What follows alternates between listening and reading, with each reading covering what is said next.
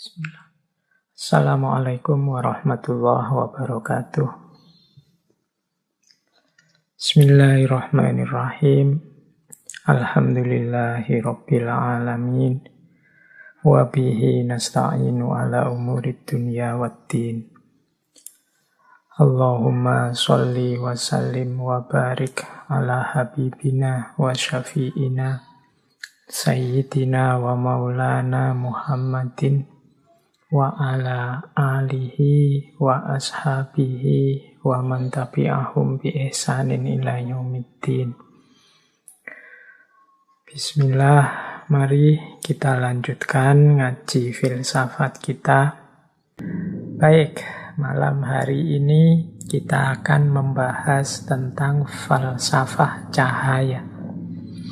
Ini di banyak tokoh filosof muslim, apalagi tokoh-tokoh tasawuf, istilah cahaya ini populer sekali. Teman-teman mungkin dulu masih ingat bagaimana filosof muslim Persia Suhrawardi Al-Maktul yang juga dikenal dengan filsafat Isyraqiyahnya. Isyraqiyah itu ya filsafat pencahayaan, filsafat cahaya. Atau Imam Ghazali yang menulis satu kitab khusus yang judulnya Mishkatul Anwar. Jadi malam hari ini kita coba ya memetakan, mengurai sedikit-sedikit tentang cahaya. Bagi dunia sufi, hidup kita ini sebenarnya sering diibaratkan seperti laron. Laron itu kan yang dia cintai adalah cahaya. Jadi kehadiran laron itu hakikatnya untuk mencari cahaya. Meskipun nanti setelah ketemu cahaya, resikonya adalah dia kehilangan sayap-sayap kebanggaannya, bahkan kehilangan nyawanya setelah dia bersatu dengan cahaya. Ini oleh para sufi sering dianalogikan dengan perjalanan seorang sufi yang mencapai puncaknya. Bertemu Allah sehingga lenyaplah egonya. Ini makna yang paling populer tentang laron dan cahaya di banyak syair-syair sufi. Baik, teman-teman, kita mulai dari yang paling dasar dulu ya. Kita cek dulu apa itu cahaya. Kalau dalam bahasa Arab, cahaya itu istilahnya adalah nur. Nur itu secara sederhana didefinisikan sebagai al-dhahir bidzatihi al-mudhhir liwairihi. Al-dhahir bidzatihi itu sesuatu yang terang atau tampak pada dirinya sendiri, dan al-mudhhir liwairihi itu sesuatu yang membuat yang lain tampak atau terang. Kalau ada cahaya itu kan dirinya sendiri bercahaya, yang sekelilingnya juga bercahaya. Lampu misalnya, lampunya sendiri itu kan terang, bercahaya. Itu namanya al-dhahir. Yang sekelilingnya akhirnya juga ikut kelihatan karena ada cahaya tadi. Itulah al-mudhhir. Jadi ada al-dhahir, ada al-mudhhir. Itulah dua karakternya cahaya. Nah, jangan lupa istilah nur ini kalau dalam bahasa Arab dekat dengan istilah nar. Satu akar dengan istilah nar. Kalau nur konotasinya positif. Tapi kalau nar konotasinya negatif. Nur itu cahaya, nar itu api. Kalau nur itu maknanya fokus pada karakter yang menerangi, sementara nar fokus pada panasnya yang menghanguskan, menghancurkan. Jadi yang satu mencerahkan, menerangi, yang satu membakar, menghancurkan. Dari akar kata yang sama. Yang satu kita sering mengasosiasikannya sebagai asal usulnya malaikat, sementara yang satu adalah asal usulnya iblis. Malaikat kita sering menyebutnya terbuat dari nur, kalau iblis terbuat dari nar. Dari bahan yang sama, nur dan nar, dari akar kata yang sama. Makanya ada riwayat yang menyatakan iblis itu awalnya termasuk kelompoknya malaikat. Nah ini silahkan teman-teman yang tertarik bisa dikaji secara etimologis, bisa digali kedekatan maknanya secara semantik, semiotik antara nur dan nar. Kapan cahaya bisa berubah jadi nar, jadi api. Padahal harusnya cahaya itu menerangi, tapi dalam kondisi tertentu dia akan berubah jadi nar. Dari nur menjadi nar. Atau bagaimana kita mengolah dimensi nar dalam diri kita berbuah jadi nur. Ini filosofinya bisa digali tersendiri. Jarak antara nur dan nar. Nah, kalau teman-teman tekun menggali dalam Al-Quran, ada banyak sekali ayat-ayat yang menggunakan kata nur juga nar. Tapi nanti jumlah kata-kata nur itu jauh lebih sedikit daripada jumlah kata nar. Silahkan teman-teman nanti meneliti ya. Aspek semiotiknya, aspek kebahasaannya. Kita tidak akan terlalu panjang sibuk di situ. Kita masuk lebih dalam tentang hakikat maknanya nur atau cahaya dalam kehidupan kita. Baik, kita gali pelan-pelan. Apa sih yang dimaksud nur atau cahaya? Tentunya ya tidak persis sama dengan yang dijelaskan dalam fisika. Jadi istilah-istilah cahaya itu baik dalam Al-Quran, dalam hadis, atau dalam wacana-wacana tasawuf, itu kan jenisnya metafor. Jadi memaknainya tidak bisa letterlek, tidak bisa dibayangkan langsung seperti lampu, dibayangkan langsung seperti senter, gitu, enggak. Tapi dia metafor. Secara umum, kata nur itu adalah metafor bagi cahayanya Allah atau hidayah.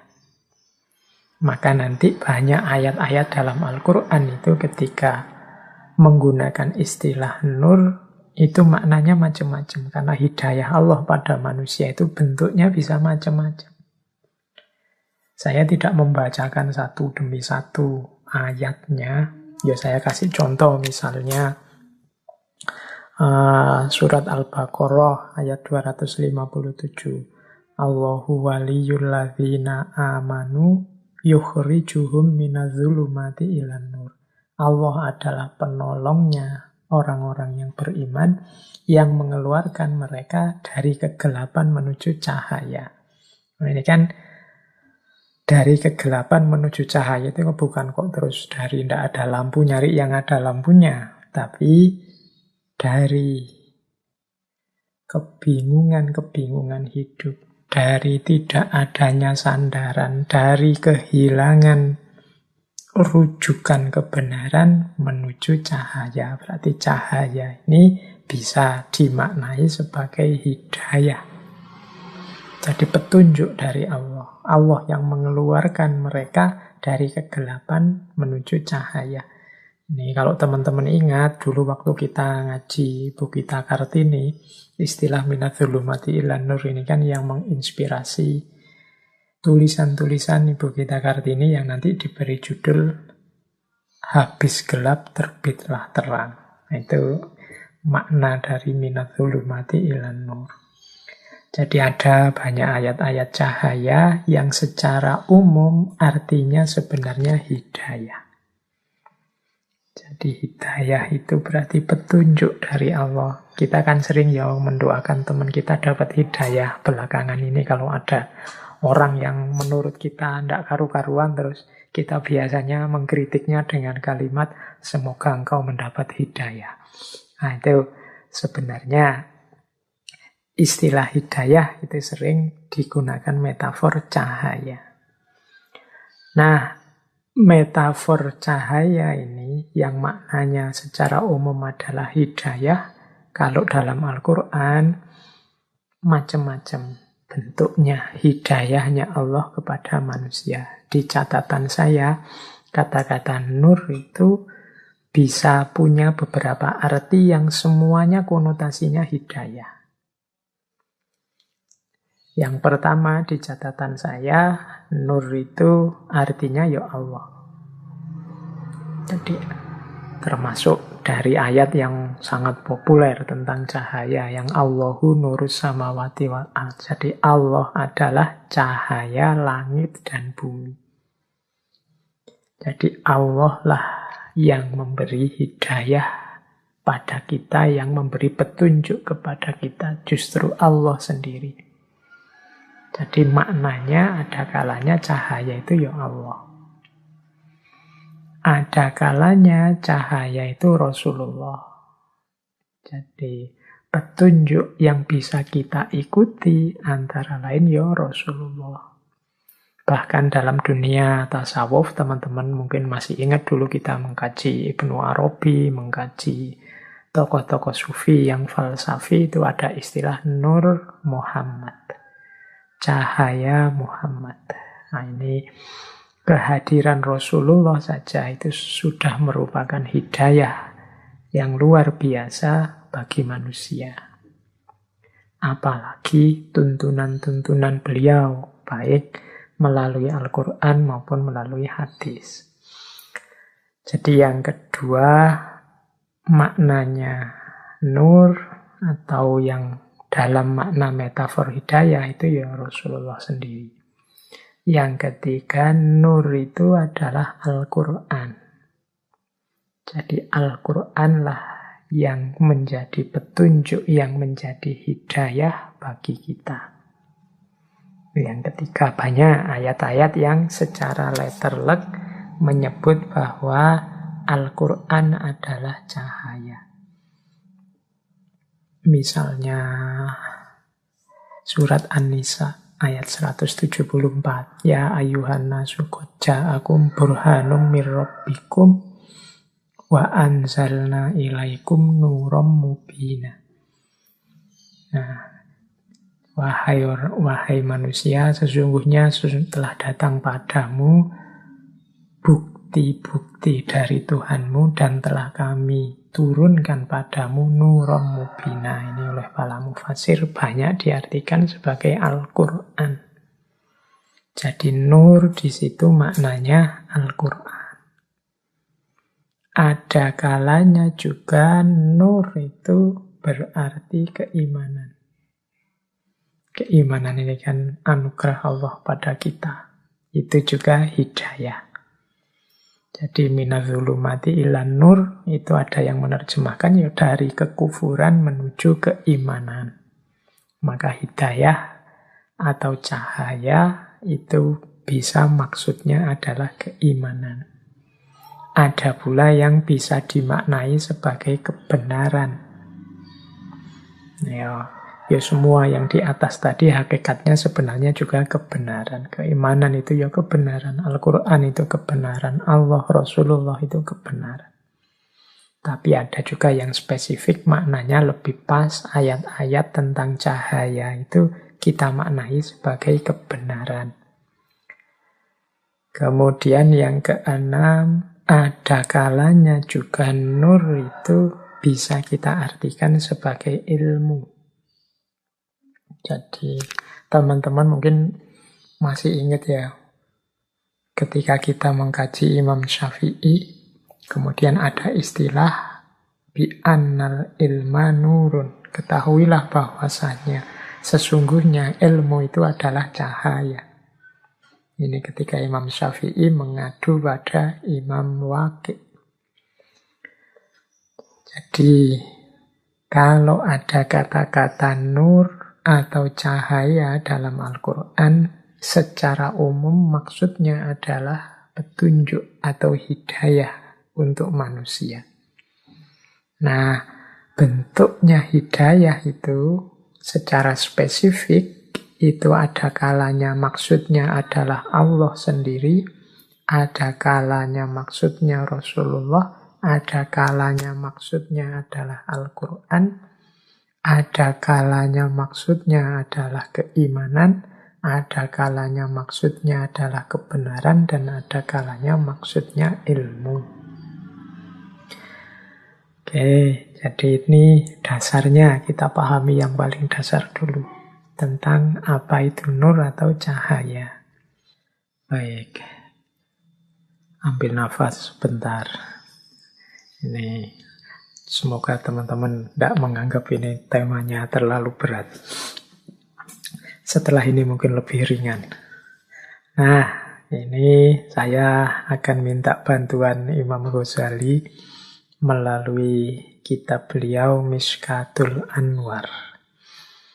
Mishkat itu artinya ceruk atau lubang atau gua. Sehingga Mishkatul Anwar bisa diterjemahkan ceruk cahaya atau gua cahaya. Nah, di bagian awal kitab Mishkatul Anwar, Imam Ghazali menjelaskan cahaya itu tentunya cahaya secara spiritual. Maknanya beda-beda sesuai level orangnya. Imam Ghazali di banyak teorinya sering sekali membagi level manusia di 3 macam ini. Ada awam, ada khawas, ada khawasul khawas. Nah, bagi kelas-kelas manusia ini, cahaya itu beda-beda maknanya.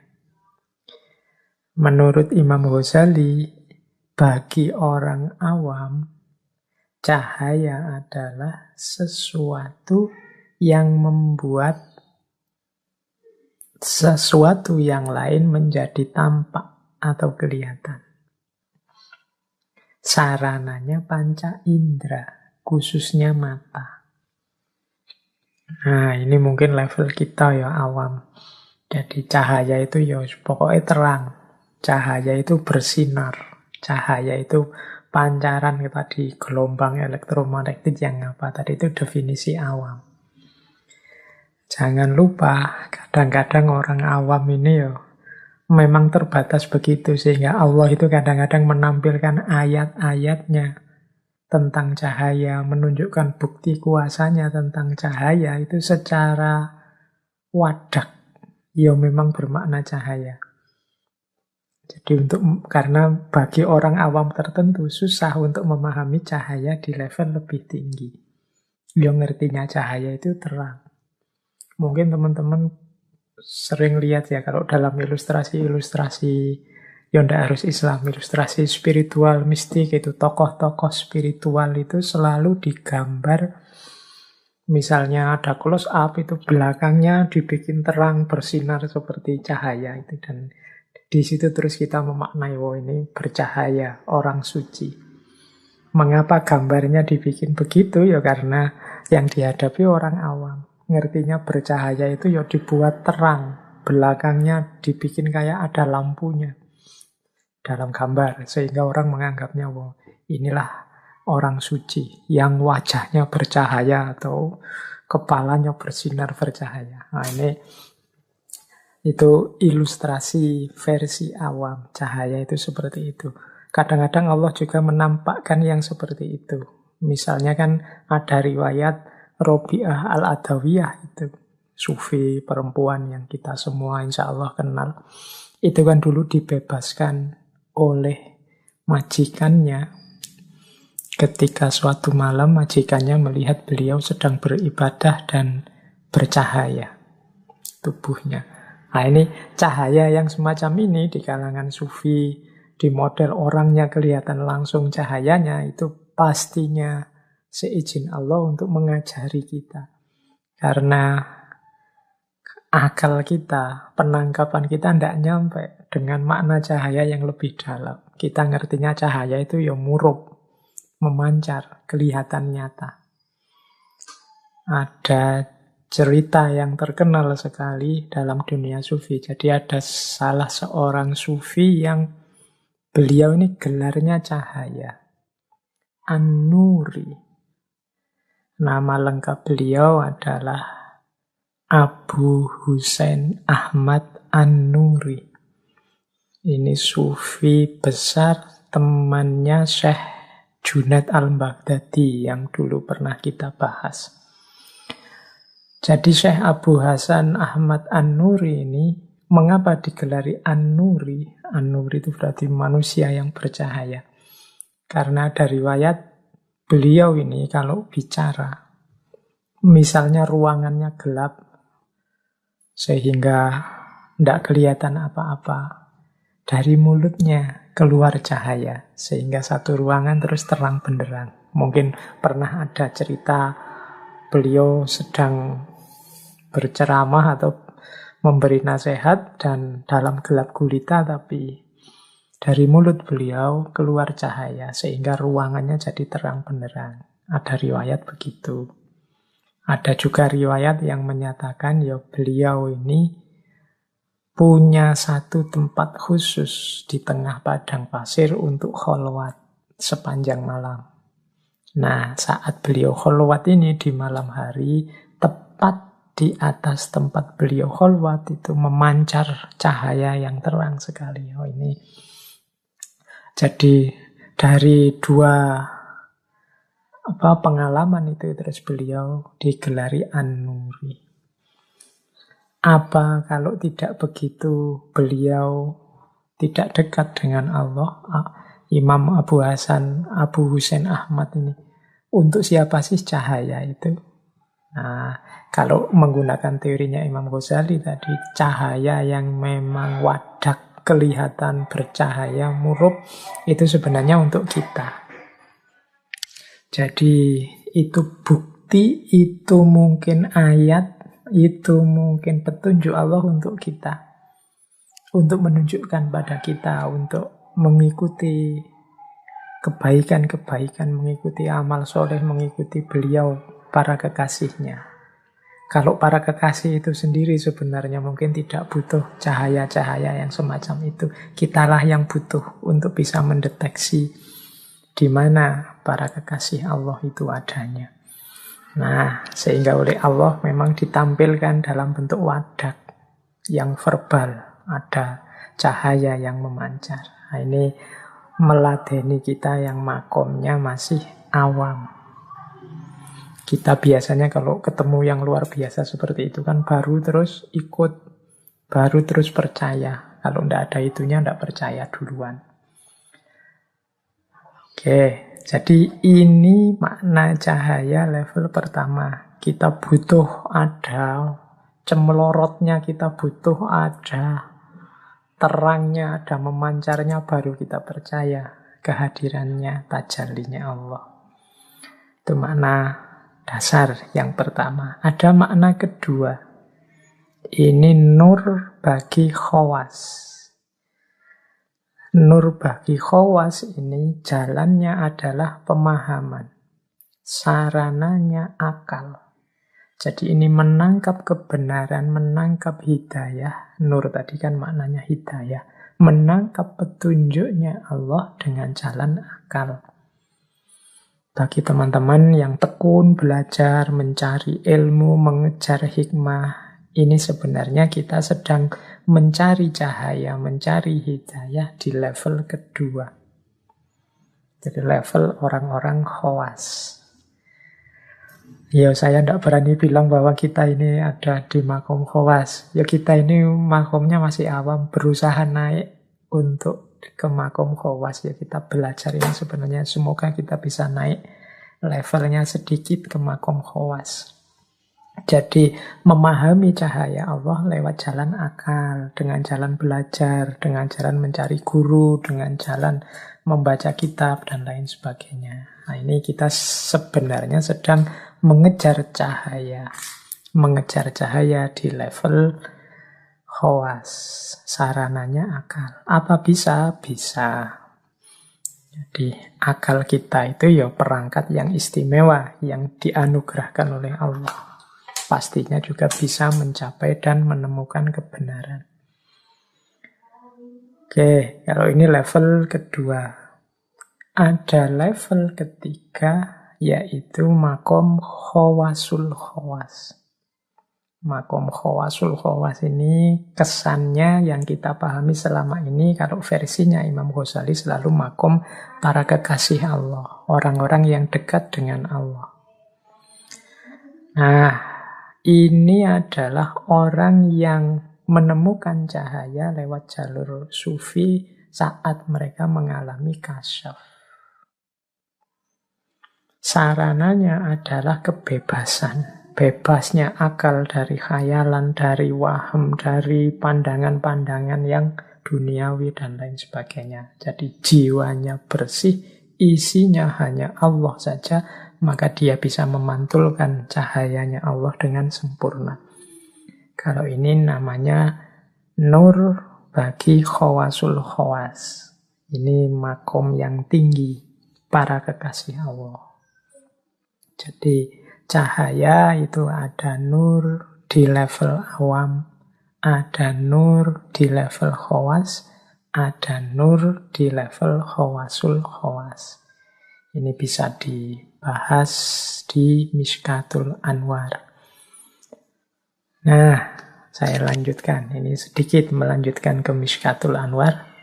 Menurut Imam Ghazali, hadirnya cahaya itu berdialektika dengan tiga hal dalam hidup kita. Jadi hidup kita ini kalau ingin utuh dan benar orientasinya, arahnya tidak sesat, itu butuh tiga komponen. Yang pertama az-zuhur, yang kedua al-ain, dan yang ketiga an-nur. Ini kalau kita terjemahkan letterleknya dulu sebelum masuk ke makna yang lebih dalam. Al-ain itu mata, an-nur itu cahaya, az-zuhur itu sesuatu yang tampak atau barangnya. Mudahnya begini. Misalnya sekarang saya melihat HP. HP-nya harus ada, mata saya sehat, dan harus ada cahaya. HP-nya sendiri itu az-zuhur, mata saya yang sehat al-ain, kemudian an-nur itu cahaya. Harus ada tiga komponen ini baru saya bisa memahami dengan benar adanya HP di depan saya ini. HP-nya ada, matanya sehat, tapi cahaya tidak ada, maka tidak ada gunanya mata dan HP tadi, wong tidak kelihatan. Ini kalau saya tarik ke makna yang lebih dalam, akalnya sehat, kebenaran kenyataannya ada, tapi hidayah dan petunjuknya Allah tidak masuk, ya kita tidak akan menemukan kebenaran itu. Kita tidak akan melihat kebenaran itu. Jadi manusianya yang melihat harus sehat, ada cahaya sehingga kebenaran bisa terlihat. Kebenaran yang bisa terlihat itu kan kalau dalam dunia tasawuf disebut ma'rifat atau kasyaf. Jadi ini tiga komponen yang berhubungan dengan cahaya dalam kehidupan kita. Al-ain, an-nur, az-zuhur. An-nurnya ada, hidayah Allah ada, Al-Quran, Rasulullah, kemudian keimanan ada. Al-zuhurnya ada, tapi al-ainnya tidak sehat. Pikirannya tidak jernih. Batinnya diliputi hawa nafsu. Maka cahaya tadi juga sia-sia. Kalau bahasanya sufi, cahaya jadi terhijab. Mata tidak bisa melihat, atau sebut saja matanya buta. Mata yang buta, meskipun ada cahaya, meskipun ada kebenaran, az-zuhur, ya sia-sia. Dia tidak akan bisa melihat. Jadi ini ada timbal balik perputarannya. Jadi kebenaran akan tampak kalau ada kombinasi lengkap antara al-ain, an-nur, dan al-zuhur. Tapi kalau salah satu tidak ada, ya tidak terjadi peristiwa kasyaf atau peristiwa ma'rifat, lahirnya pemahaman atau lahirnya pengetahuan. Jadi ini dialektika antara al-ain, an-nur, al-zuhur. Maka dalam dunia tasawuf selalu kita disarankan membersihkan jiwa. Membersihkan jiwa itu berarti membersihkan mata, al-ain, sehingga kebenaran kelihatan. Tapi juga jangan merasa sombong bahwa kita kuasa melihat. Kalau Allah tidak menurunkan hidayah cahayanya, ya sama saja kita tidak akan bisa melihat apa-apa. Jadi itu dialektika antara al-ain, an-nur, dan al-zuhur. Ini yang ada hubungannya dengan cahaya. Ini silahkan direnungkan sebentar bahwa dalam hidup kita ini kita butuh diri kita yang sehat, kita butuh petunjuk hidayah dari Allah. Baru setelah itu kebenaran akan tampak. Oke, kita lanjutkan lagi. Baik, inilah inti kajian kita malam hari ini. Ini ayat yang populer sekali tentang cahaya. Saya baca pelan-pelan ayat ini, insya Allah banyak yang sudah hafal. Allahu nurus samawati wal ardi. Mathalu nurihi kamishkatin. Fiha misbah. Al-misbahu fi zujajah. As-zujajatu ka'annaha kaukabun durriyun. Yuqadu min syajaratin mubarakatin zaitunatil la syarqiyati wala ghurbiyah. Yakadu zaituha yudhi'u walau lam tamsashu nar. Nurun ala nurin. Yahdillahu linurihi mayyasha' wa yadribullahul amthal linnas wallahu bikulli syai'in alim. Oke, kita artikan sebagian-sebagian dulu biar lebih mudah pahamnya. Jadi Allah adalah cahaya langit dan bumi. Perumpamaan cahayanya Allah itu seperti miskat. Yang di dalam miskat itu ada misbah. Yang misbah itu terletak di dalam zujajah. Zujajah itu bagaikan bintang yang bersinar, yang menyala karena pohon yang penuh barokah, sejenis zaitun yang tidak timur dan tidak barat, yang hampir saja minyaknya bercahaya meskipun tidak tersentuh oleh api. Cahaya di atas cahaya. Allah menunjukkan cahayanya bagi orang yang Dia kehendaki. Baik, kita maknai sebagian-sebagiannya. Kalau Allahu nurus samawati wal ard, maknanya mungkin jelas. Allah adalah cahaya langit dan bumi. Allah adalah sumber cahaya. Allah adalah sumber segalanya di langit dan bumi. Tadi dengan analoginya Imam Ghazali tadi, kalau tidak ada nur, kalau tidak ada cahaya dari Allah, segalanya juga tidak ada. Karena kuncinya adalah cahaya, dan Allah lah cahaya langit dan bumi. Oke, kita lanjutkan. Mathalu nurihi kamishkat. Jadi cahayanya Allah itu seperti miskat. Miskat itu lubang di tembok atau satu lubang di dinding. Mungkin kita bisa mengartikan satu ceruk. Itu miskat namanya. Jadi, ya kalau dilihat di gambar itu ya misalnya ada lampu yang menyala di dalam lubang di dinding. Dalam satu miskat. Jadi ada lubang tertutup di dinding yang fiha misbah. Di dalamnya ada lampunya. Al-misbahu fi zujajah. Lampu itu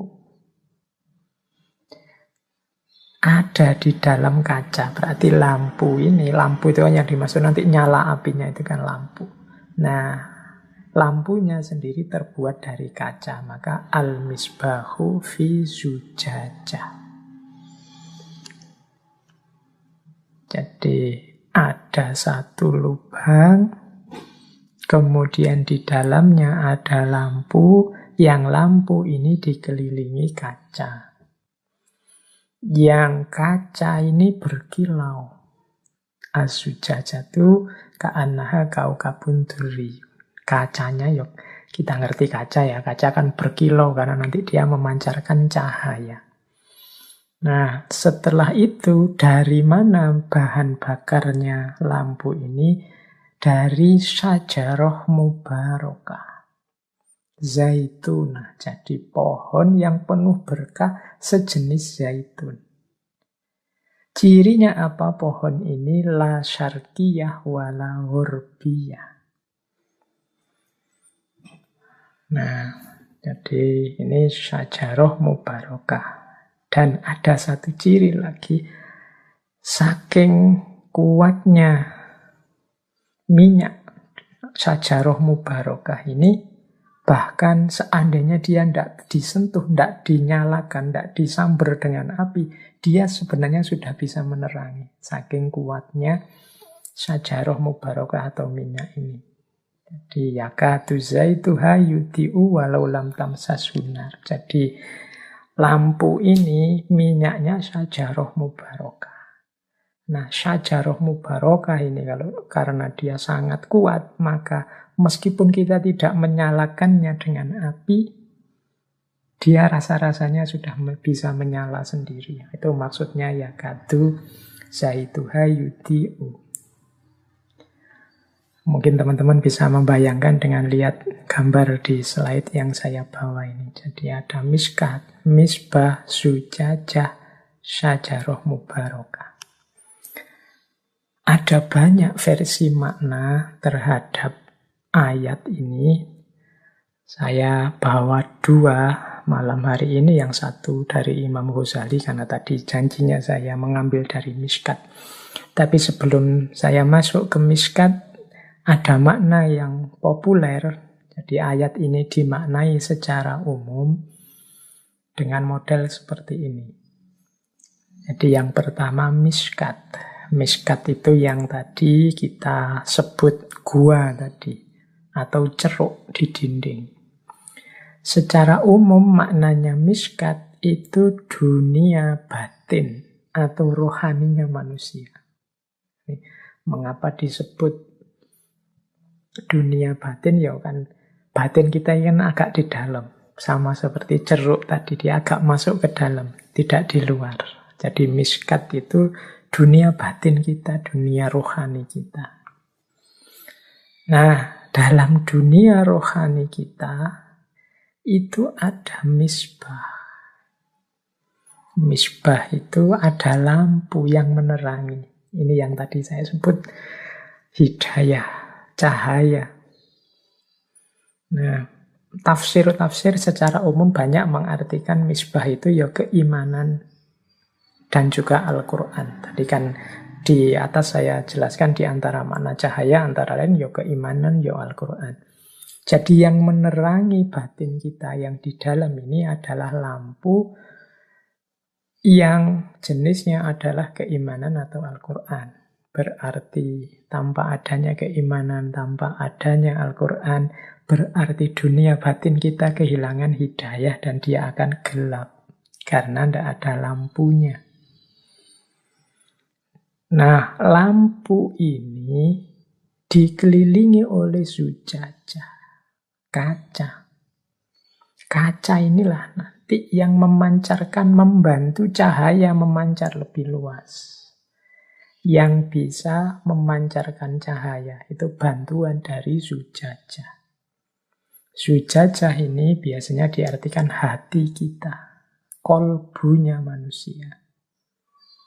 Makanya ada uraian, ulasan bahwa hati itu kuncinya manusia. Kalau kolbunya kotor, ibarat zujajah kaca tadi, maka dia gelap, dia kotor. Banyak tertutup oleh kotoran.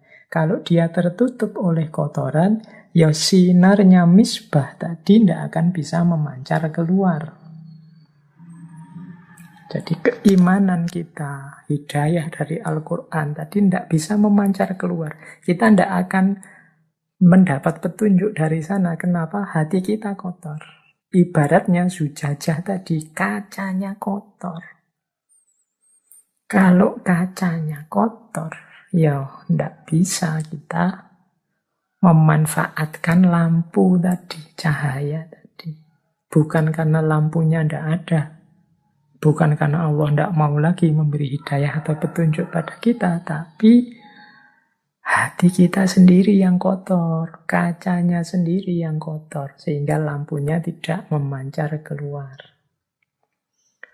Nah, syajarah mubarakah yang tadi disebut minyaknya, yaitu sumber dari Allah langsung. Syajarah mubarakah ini kan yang menyalakan misbah. Misbah tadi kan apinya lampu itu. Apinya lampu itu asalnya dari mana? Itu kalau pakai bahasa metafornya tadi, itu kan lampu itu kan tadi simbol dari keimanan dan Al-Quran. Dari mana sih asalnya keimanan dan Al-Quran? Itu berarti kan sumbernya keimanan, sumbernya Al-Quran. Atau sumbernya cahaya. Yaitu wahyu Allah sendiri. Jadi itulah cahaya dari Allah langsung. Karena keimanan dan Al-Quran nyambung langsung ke Allah. Itulah minyaknya. Oke. Jadi keimanan dan Al-Quran yang ada di hati kita akan tetap bercahaya. Syaratnya, minyaknya tetap banyak, tetap ada, dan zujajahnya tidak gelap. Kita nyambung terus dengan Allah. Dan kolbu kita jernih, maka keimanan dan Al-Quran itu akan memberi banyak hidayah dalam hidup kita. Lah terus maksudnya yakadu zaituha yudi'u walau lam tamsas hunar. Itu maksudnya apa? Kalau makna secara umum biasanya diartikan seakan-akan keimanan dan Al-Quran tadi itu saja sudah bisa memberi hidayah kepada kita. Meskipun belum disambungkan dengan Allah. Berarti belum dimaknai, belum ditadaburi, belum diamalkan. Itu saja sudah bisa jadi hidayah dalam hidup kita. Apalagi dia dinyalakan dengan apinya Allah. Kita sambungkan hati kita dengan Allah langsung. Maka dia akan semakin menjadi hidayah dalam hidup kita. Jadi itu meskipun tidak kita Al-Quran dan keimanan itu meskipun hanya kita percayai saja, tidak kita kelola secara mendalam, ini kan biasanya dimaknai begitu, dia sudah bisa jadi hidayah. Tapi jangan takut, Allah dalam posisi sajarah mubarakah selalu menambahkan apinya. Sehingga misbah semakin terang, petunjuk selalu hadir dalam hidup kita. Nah ini biasanya maknanya secara umum itu. Jadi ada miskat, ada misbah, ada zujajah, ada syajarah mubarakah. Ya kadu itu ayuti walau lam tamsa sunar. Seakan-akan Al-Quran itu sudah memberi hidayah meskipun belum dibaca, belum dihafal, belum ditadaburi, belum diamalkan. Apalagi kalau sudah dibaca, dihafal, ditadaburi, diamalkan. Dia akan semakin memberi hidayah kepada kita. Jadi ada makna yang seperti ini.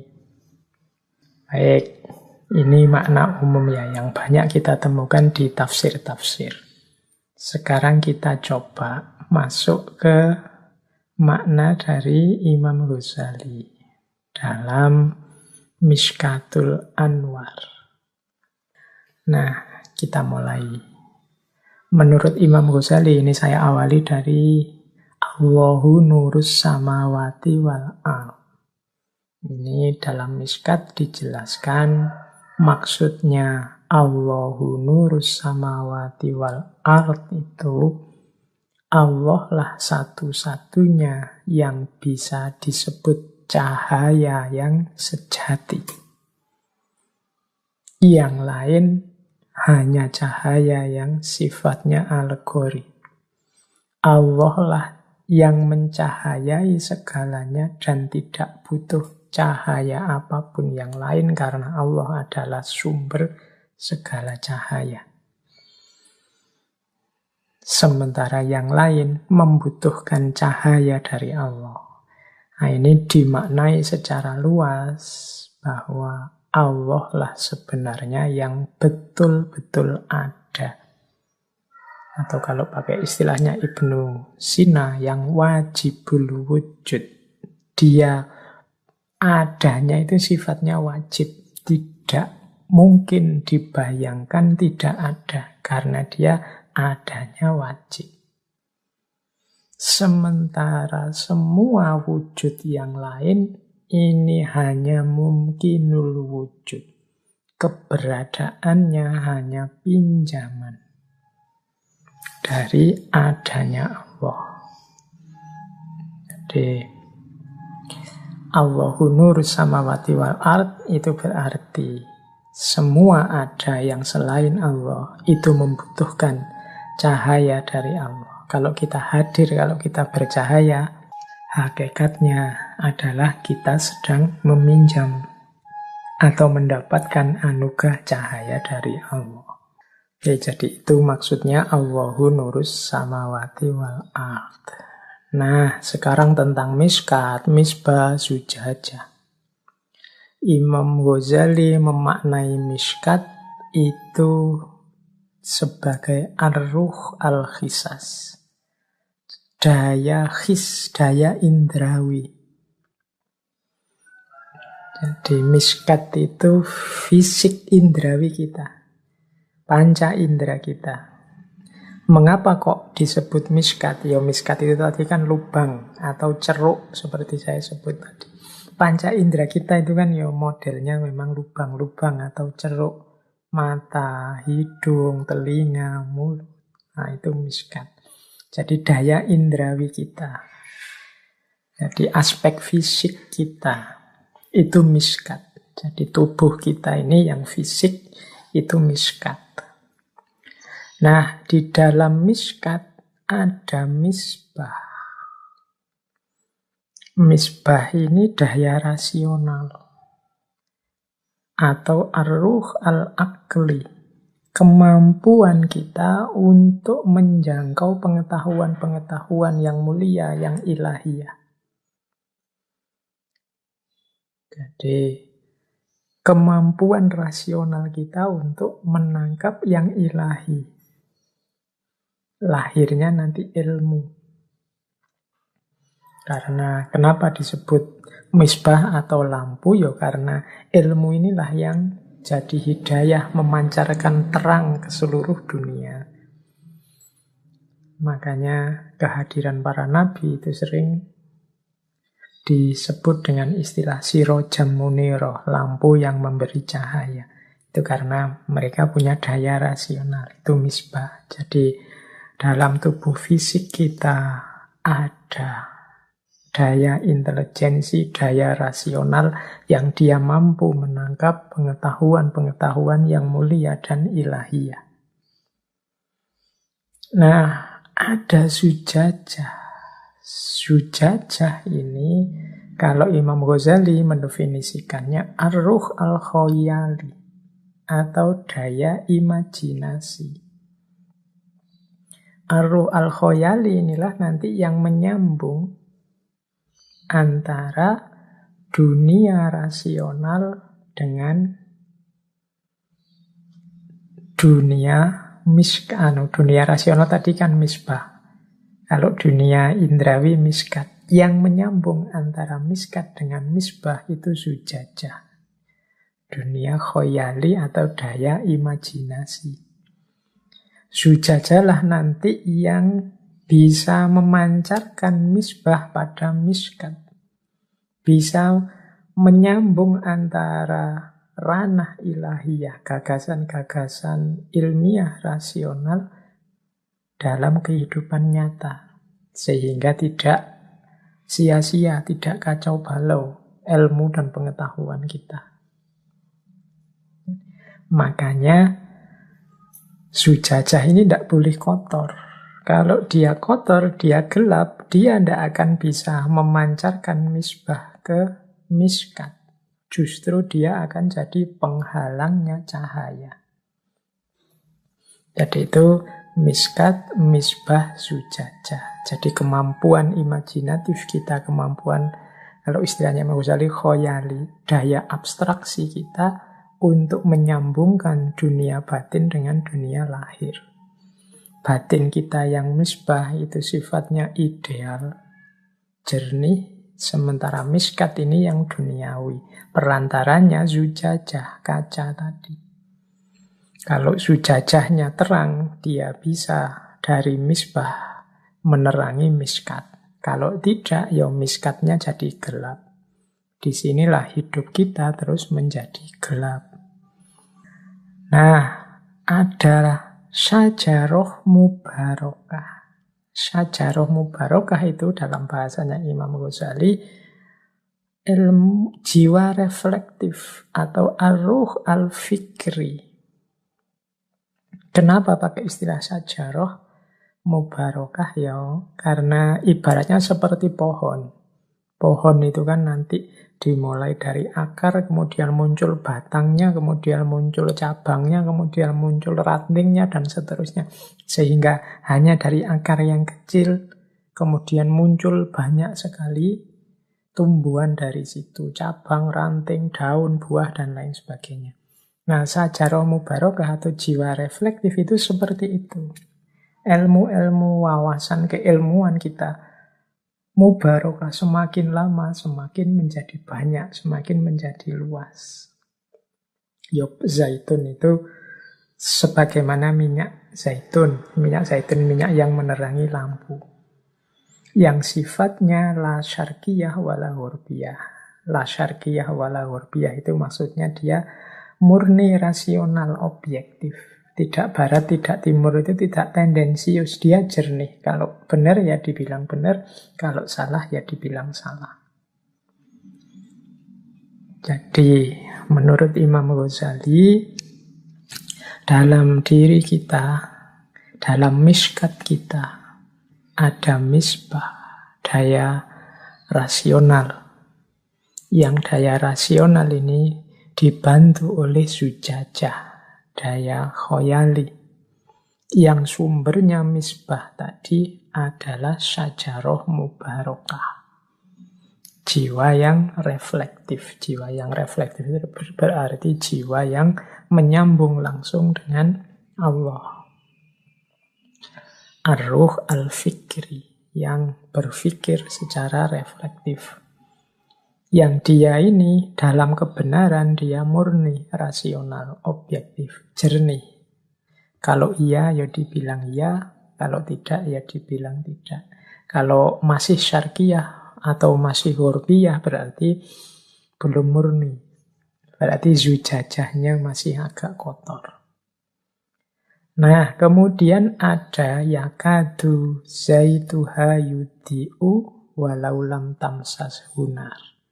Yakadu zaituha yudhi'u walau lam tamsas hunar itu kalau menurut Imam Ghazali melambangkan jiwanya para sufi. Kalau tadi sajaroh mubarokah jiwa reflektif, kalau ini daya suci, daya profetik, daya kenabian yang biasanya dimiliki para wali. Kondisi murni, kondisi jernih itu kan yang punya adalah para kekasihnya Allah. Nah, para kekasih Allah ini loh yang yakadu zaituha yudhi'u walau lam tamsas hunar. Orang-orang ini dalam dirinya sendiri sudah ada cahaya. Jadi dia memiliki cahaya dalam dirinya. Meskipun sebelum disentuh oleh api, dia sendiri sudah hampir punya cahaya. Yakadu zaituha yudhi'u. Apalagi kalau cahaya Allah hadir dalam diri mereka. Disitulah nanti ada nur ala nur, cahaya di atas cahaya. Jadi diri kita, diri para sufi, para wali yang jernih bercahaya, kehadiran cahayanya Allah lagi, maka semakin terang cahayanya. Itulah nur ala nur. Jadi, ya makna ringkasnya, mari kita bersihkan batin kita bersihkan diri kita, jiwa kita. Jernihnya batin, jernihnya diri itu menunjukkan bahwa kita sudah bercahaya. Apalagi jika nanti cahaya Allah hadir dalam diri kita. Disitulah nur ala nur terjadi. Cahaya di atas cahaya. Itulah makna ayat ini menurut Imam Ghazali. Baik, ambil nafas sebentar ya. Itu tadi kita baru membahas surat An-Nur ayat 35 yang sering dikutip oleh banyak orang. Oke, kita lanjutkan lagi. Kali ini kita sambungkan dengan sedikit filsafat cahaya dari Imam Suhrawardi Al-Maktul. Jadi beliau ini membahas metafisika kehidupan ini dengan analogi cahaya. Melanjutkan gagasan-gagasan beberapa filosof muslim sebelumnya. Nah, populer sekali dalam gagasannya Syekh Suhrawardi ini menganalogikan cahaya, keberadaan Allah sebagai cahaya itu dianalogikan dengan cahaya matahari. Jadi cahaya yang jadi sumber segala cahaya. Jadi coba dibayangkan ya cahayanya matahari itu. Jadi sebagaimana karakternya semua jenis sumber cahaya, semakin dekat dengan sumber cahaya itu semakin terang. Semakin jauh dari sumber cahaya itu akan semakin gelap. Ini gagasan semacam ini kalau teman-teman ingin menggali lebih jauh ada pengaruh dari Neoplatonisme. Plotinus, dulu juga kita sudah pernah mengkaji ini. Jadi maksudnya apa? Kita ini, tadi kalau menurut Ghazali kan, keberadaan kita itu sebenarnya hanya mungkinul wujud. Karena pinjaman cahaya dari Allah lah, maka kita ini ada. Berarti apa? Kalau ingin cahaya kita semakin terang, harusnya kita semakin mendekat pada Allah, yang itu adalah sumber segala cahaya. Jadi kalau dianalogikan dengan matahari, ya kalau kita semakin jauh dari matahari, kita akan semakin gelap, karena semakin jauh dari jangkauan cahaya. Semakin kita mendekat ke matahari, semakin kita akan terang. Maka level batin kita ditentukan oleh dekat tidaknya kita dengan Allah. Disitulah terjadi gradasi cahaya. Gradasi cahaya, gradasi itu kan diawali dari terang, kemudian tambah lama, tambah gelap, tambah gelap. Nanti dikembangkan juga gradasi cahaya ini berhubungan dengan tingkatan wujud. Wujud yang semakin jauh dari pusat cahaya, ya wujud yang semakin gelap. Wujud yang semakin dekat dengan cahaya, wujud yang semakin terang, semakin hakiki. Semakin jauh dari cahaya, semakin semu. Nah, jadi ada hubungannya dengan gradasi cahaya dan tingkatan wujud. Hidup kita ini selalu ditekankan ilaihi roji'un. Kembali lagi pada Allah. Minggu yang lalu kita panjang lebar membahas misi ilaihi roji'un ini.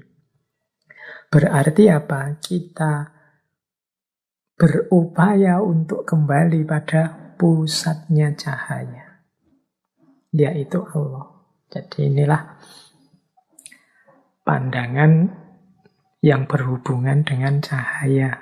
Jadi dianalogikan dengan matahari. Jadi batin kita semakin dekat dengan Allah akan semakin terang. Tapi semakin dia terhijab, semakin jauh dari Allah, dia akan semakin gelap. Maka pastikan perjalanan kita itu selalu ilaihi roji'un.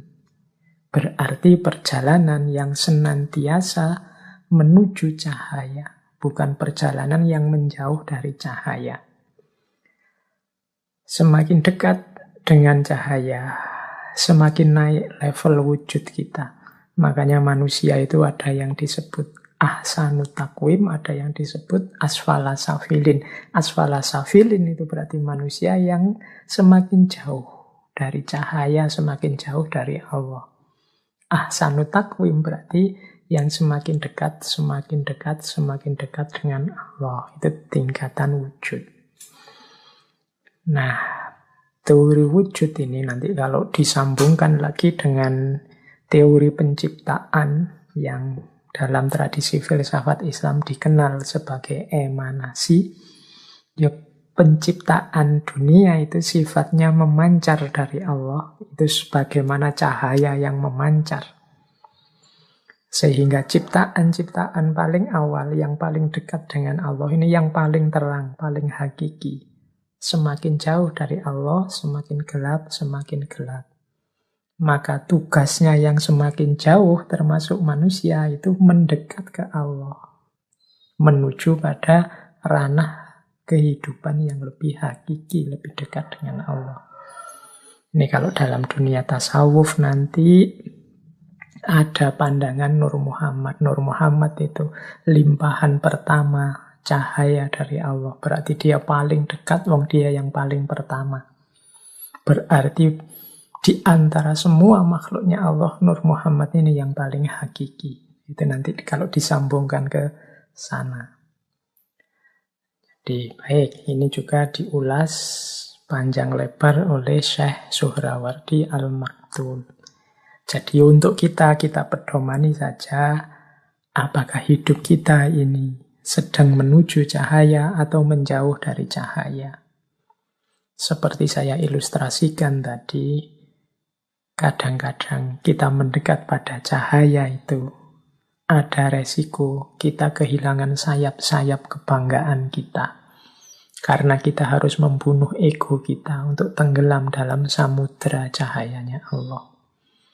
Bahkan mungkin sebagaimana laron-laron yang mendekat ke lampu, kita kehilangan keakuan, kehilangan kedirian kita. Itu yang dialami oleh para sufi. Tapi jangan lupa kerinduannya laron memang hakikatnya mencari cahaya. Dalam lenyapnya diri dia menemukan kebahagiaan yang puncak dan sejati. Itu pandangan dari ranah sufistik. Oke, baik. Semoga bisa dipahami analogi matahari dengan gradasi cahaya dan tingkatan wujudnya. Baik, kita lanjutkan lagi. Ini ada quotes yang terkenal sekali dari Syekh Suhrawardi Al-Maktul tentang cahaya dan cermin ini. Zujajah tadi ya. Menurut Imam Suhrawardi, engkau hanya kaca, bukan cahaya. Jadi tadi saya bilang, yang hakiki dalam cahaya itu hanya Allah. Kita ini hanya dipinjami cahaya oleh Allah. Nah, dalam analoginya, Syekh Suhrawardi ini sebagaimana cermin, sebagaimana kaca. Jadi kita ini hanya kaca. Kita ini bukan cahaya. Yang punya cahaya itu Allah. Allah meminjamkan sedikit cahayanya pada kita. Kalau kaca diri kita, kaca batin kita jernih, maka dia akan memantulkan kejernihan cahayanya Allah. Tapi kalau batin kita kotor, ya cahaya itu tidak terpantul dari diri kita. Dengan makna yang lebih luas, segala prestasi, keindahan, kebaikan, kedahsyatan diri kita sebagai manusia itu hanya memantulkan pinjaman daya dan kekuatan dari Allah saja. Jadi kita hanya kaca yang memantulkan cahayanya Allah. Bukan daya dan kekuatan kita yang sejati, bukan cahaya kita sendiri, tapi pinjaman dari cahaya dan kekuatan dari Allah. Nah, ya ilustrasinya kaca dan cahaya tadi. Jadi kita ini hanya kaca, bukan cahaya. Berarti kita hanya memantulkan cahayanya Allah. Yang analogi yang mudah ya coba diperhatikan para walinya Allah atau para nabi. Khususnya Rasulullah, di situ saya uraikan bagaimana Kanjeng Nabi Muhammad itu contoh mudah untuk kita menjelaskan perumpamaan kaca dan cahaya tadi. Jadi cahaya ilahi yang luar biasa bertemu dengan Rasulullah yang jernih, yang terang, yang tidak ada kotor sama sekali dalam dirinya, maka cahaya itu, cahaya ilahi itu, kemudian dipantulkan oleh Rasulullah ke seluruh alam semesta. Disitulah terjadi momen rahmatan lil alamin, bahwa kehadiran Kanjeng Nabi adalah rahmat bagi seluruh alam semesta. Karena Kanjeng Nabi mampu memantulkan cahayanya Allah dengan sempurna. Jadi sebagaimana cermin yang menghadap matahari. Kalau cermin ini sangat jernih, maka dia bisa memantulkan cahaya matahari dengan luar biasa. Terang. Nah, itu ilustrasinya. Maka sejauh mana kita bisa memanifestasikan dalam hidup kita diri kita sebagai rahmatan lil alamin, berarti sejernih apa kaca diri kita, sejernih apa batin kita yang mampu memantulkan cahaya Allah yang hadir dalam diri kita. Disitulah nanti akan terjadi rahmatan lil alamin. Mengapa hari ini rasanya kok agak berat mewujudkan yang rahmatan lil alamin ini? Mungkin karena kaca cermin kita kurang jernih. Jadi kita sibuk dengan banyak hal-hal lain yang menjadi hijab sehingga kaca kita gelap. Ketika kaca kita gelap, maka dia tidak bisa memantulkan cahaya. Ya kalau kaca itu, bayangkan kaca ketutup kotoran-kotoran, dari warnanya putih jernih jadi hitam. Kalau teman-teman memberi cahaya ke atas kaca yang hitam itu, ya tidak akan ada pantulan apa-apa. Tidak akan merefleksikan apa-apa. Maka butuh dibersihkan dulu kacanya, baru kita mampu memantulkan cahaya, baru kita mampu rahmatan lil alamin. Makanya sering di banyak kesempatan saya mendorong teman-teman untuk secara aktif introspeksi diri, secara aktif muhasabah. Muhasabah itu nama lain dari mari kita bersihkan, kita teliti jangan-jangan banyak kotoran dalam cerminan jiwa kita. Kalau dalam cermin jiwa kita banyak kotoran, ya kalau bahasa ayat tadi zujajahnya kotor, ya misbahnya tidak ada gunanya. Setinggi apapun akal pikiran, sedahsyat apapun hidayah dari Allah dalam bentuk Al-Quran, dalam bentuk kebenaran, keimanan, tuntunan Kanjeng Nabi, tidak ada gunanya karena cermin kolbu kita yang kotor. Jadi di titik inilah sebenarnya kuncinya filsafat cahaya. Jadi bagaimana kita memantulkan cahayanya Allah ke seluruh alam semesta. Ini sebenarnya tugas kita. Baik, ambil nafas sebentar. Semoga sedikit banyak sudah ada yang bisa ditangkap dari yang saya sampaikan malam hari ini.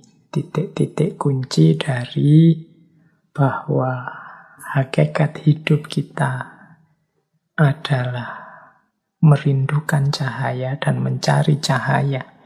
Namun itu tidak ada gunanya kalau batin kita kotor. Karena ketika batin kita kotor, keruh, maka cermin jiwa kita tidak akan bisa menangkap cahaya, apalagi memantulkannya. Oke, baik. Sudah ya, istirahatnya sebentar. Yang mau minum silahkan minum. Sudah 1 jam lebih saya bicara tentang cahaya. Baik. Nah, saya tambahi sekarang aspek-aspek teknisnya. Kalau tadi filosofinya sudah ya. Saya awali dari kotoran-kotoran yang bisa menutupi cermin kaca jiwa kita. Kotoran-kotoran yang bisa nempel pada zujajah.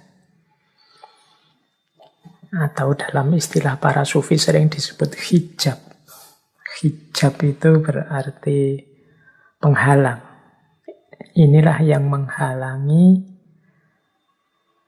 jiwa kita, batin kita untuk menangkap cahayanya Tuhan. Ya kalau menangkap saja tidak bisa, bagaimana bisa memancarkannya? Yang pertama, ini yang PR berat kita ini. Ini sebenarnya levelnya paling rendah sih. Tapi kita masih sering terjebak di sini. Yaitu dosa dan maksiat. Kalau teman-teman tekun mengikuti kajian-kajian tentang Imam Ghazali, Imam Ghazali itu sering mengilustrasikan dosa atau maksiat itu setiap kali satu dosa, satu kemaksiatan kita lakukan, itu ibarat kita nempel satu titik gelap, satu titik kotor dalam kolbu kita. Nambah dosa lagi, nambah satu titik lagi. Nambah dosa lagi, nambah satu titik lagi. Sampai di titik ketika kolbu kita gelap sama sekali, terhijab sama sekali, maka mungkin kita sudah tidak ngerti lagi apakah kita ini sedang jauh atau sudah dekat dengan Allah. Karena cahayanya sudah tidak bisa masuk lagi dalam diri kita. Inilah yang nanti membuat ada loh orang itu ilmunya tinggi, pinter, mungkin jabatannya luar biasa di tengah masyarakat. Tapi rasanya yang keluar dari beliau dari kata-kata, dari tindakan, mungkin dari kebijakan, kok semakin jauh dan menjauh dari Allah. Kemungkinan batinnya sedang gelap kotor oleh tumpuan-tumpuan dosa atau maksiat. Ya teman-teman tidak usah nuding siapapun di luar diri. Jangan-jangan yang harus dituding pertama itu diri kita sendiri. Ini teman-teman yang dengerin ngaji ini kan paling tidak juga banyak aktif di kajian-kajian, sering mendengarkan kajian ustadz siapa, kajian tokoh siapa. Itu harusnya referensi baik buruk kita lengkap. Referensi mana yang utama, mana yang hina itu lengkap. Tapi mengapa kok tidak jalan? Itu kemungkinan karena hidayah Allah tidak kelihatan. Mengapa hidayah Allah tidak kelihatan? Karena batin kita sedang gelap, tertutup oleh hijab-hijab. Jadi kalau ada orang berkata, semoga engkau mendapat hidayah. Loh, Allah itu sangat sayang pada kita. Dia selalu memberikan hidayah pada siapapun yang mau. Faman sya'a falyu'min wa man sya'a falyakfur. Cuma banyak orang tidak mau. Hidayahnya sudah diberikan oleh Allah, orangnya yang tidak mau. Mengapa dia tidak mau? Batinnya gelap. Jadi dia tidak bisa memilah dan memilih. Wong yo gelap. Kenapa batinnya gelap? Yo antara lain karena banyak dosa dan kemaksiatan. Jadi yo seperti saya jelaskan tadi di awal kan, hidayah Allah itu bisa berupa Al-Quran, bisa berupa Rasulullah, bisa berupa kebenaran, bisa berupa keimanan. Harusnya ini sudah terbaca, wong barangnya konkret, ada hidayah Allah itu. Tapi kita tidak mampu mengikutinya karena batin kita tidak bisa menemukannya. Hidayah itu dalam diri kita karena batin kita gelap. Yo, Imam Ghazali kan bahkan kalau dalam Bidayatul Hidayah itu kan man yasdad ilman walam yasdad hudan. Jadi barang siapa yang ilmunya tambah tapi tidak menemukan hidayah, hidayahnya kok tidak tambah, ya berarti yang terjadi hanya dia semakin jauh dari Allah. Jadi ada orang ilmunya nambah tapi tambah jauh dia dari Allah. Mengapa? Karena dia nambah ilmu tapi tidak ketemu hidayah. Kenapa kok tidak ketemu hidayah? Ya, karena batinnya gelap. Pertama-tama ada hijab, namanya dosa atau maksiat. Yang kedua ada, ini lebih tinggi daripada dosa dan maksiat, keterikatan-keterikatan duniawi. Ini sering juga menjadi hijab kita, menjadi titik gelap dalam diri kita. Keterikatan duniawi itu semua hal yang sifatnya duniawi. Bahkan sampai keluarga, anak, istri, harta benda. Itu kalau membuahkan keterikatan. Keterikatan itu berarti ketidakmampuan kita untuk lepas dari hal-hal duniawi itu dan menuju Allah. Jadi karena anak, karena harta, sehingga kita lupa atau kita semakin jauh dari Allah, itu namanya keterikatan. Mungkin pekerjaan, mungkin jabatan, mungkin organisasi, mungkin lembaga, apapun. Itu kan barang-barang duniawi. Semakin banyak keterikatan-keterikatan, ya semakin batin kita gelap. Karena posisi cahayanya Allah di situ ditutupi oleh keterikatan kita. Ada orang yang galau karena harta saja. Sampai lupa Allah, mungkin beribadah, mungkin ingat Allah, mungkin yo ngaji. Tapi semuanya orientasinya pada puncaknya ke arah harta. Atau mungkin jabatan. Atau mungkin reputasi di tengah masyarakat, atau mungkin nama baik, atau mungkin popularitas. Ini keterikatan-keterikatan duniawi. Nah, ini juga bisa jadi hijab karena dia menghalangi cahayanya Allah. Itu yang kedua. Jadi mari kita berjuang lepas dari keterikatan. Bukan berarti tidak boleh punya harta, bukan berarti tidak boleh sayang anak, sayang istri, bukan berarti tidak boleh cinta pekerjaan, serius dalam mencari nafkah, tidak. Tapi jangan melahirkan keterikatan. Keterikatan itu berarti kita sama sekali tidak bisa lepas. Bahkan membuat kita tidak mampu sepenuhnya berpaling kepada Allah. Itu namanya keterikatan. Banyak cerita-cerita sufi yang kita pahami sebagai bagaimana mereka itu ada yang kaya raya, ada yang anaknya banyak, ada yang hartanya luar biasa, tapi tidak terikat. Seandainya hilang saat ini juga, toh dia tidak merasa sayang. Karena satu-satunya yang dicari hanya ridhonya Allah saja. Nah itu hijab yang kedua. Ini sebenarnya lebih tinggi daripada sekedar dosa dan maksiat. Kalau dosa dan maksiat ini paling dasar. Kita tidak bisa lepas dari dosa dan maksiat ya. Biasanya kita juga mengalami keterikatan duniawi. Baik, ada yang lebih tinggi lagi dari keterikatan duniawi, yaitu kebanggaan diri. Nah ini lebih halus lagi kalau ini. Saya Pak sudah bebas dari dosa dan maksiat. Tidak mungkin saya tergoda lagi oleh dunia. Dunia sudah saya kalahkan. Saya tidak terikat lagi oleh nikmat duniawi apapun jenisnya. Saya sudah mati-matian berjuang dan saya sukses. Betapa saya ini bangga dengan diriku karena mampu dan kuat melawan godaan dunia. Hati-hati persepsi-persepsi semacam ini bisa juga menutupi Allah. Kalau yang awal tadi menutupi Allah, cahayanya dengan dosa. Yang kedua menutupi cahayanya Allah dengan keterikatan duniawi. Yang ketiga ini menutupi cahayanya Allah dengan diri kita sendiri. Merasa bahwa kita mampu, kita bisa. Hanya dengan daya kekuatan kita sendiri kita lupa bahwa la haula wa la quwata illa billahil aliyyil azim. Daya dan kekuatan apapun yang kita miliki untuk sukses, itu hakikatnya adalah dan hanyalah anugerahnya Allah saja. Jadi jangan tertipu oleh kebanggaan diri.